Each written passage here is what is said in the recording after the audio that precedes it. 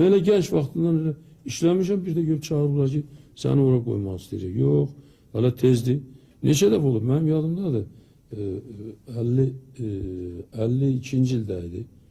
Mənim 29 yaşım vardı. Məni çağırdılar, Naçalnikim kontrrazvedkada KGB Azərbaycana. Hələ Stalin vaxtındaydı. Bilirsiniz, bu dəhşətli bir şeydi.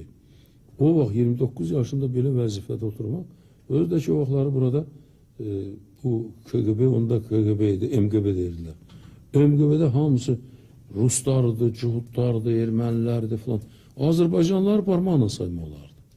Ancaq haqqı demək lazım. Heç kəsim də yox idi. Mən burada gedib orada patvallarda yaşayırdım oğlar, evim də yox idi. Mənə çağırdılar ki, sən Naçalnik kontrazvet qoyacaq. Mən dedim, yox, olmaz, mən gedə bilmənəm bura. Oyan, gəldim, oturdum, gecə fikirləşdim. Əşi, mən nə cürə bu işlər aparıram, bu qotların içində nə cürə mən işləyə bilərəm, nə tər ola bilərəm. Amma sonra mən qoydular.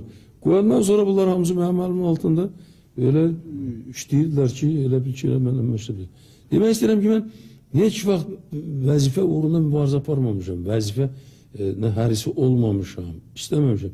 İndi də ki, başıma bu iş gəldi, çıxdım, getdim Naxçıvana, bir belə ədalətləri gördüm, hər şeydən incidim. İnsanlardan da incidim, həyatdan da incidim, elə Komünist Partiyasından da incidim, hamısından incidim. Çünki mən